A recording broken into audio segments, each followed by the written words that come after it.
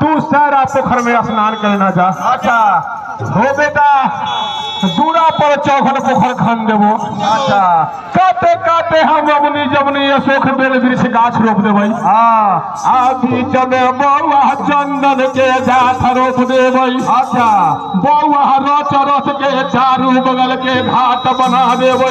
अच्छा रच रच के पूज देवे चारू बगल के घाट। नाम ओकर सारा पोखर ध देवे। अच्छा बउआ तू ही में स्नान करिया।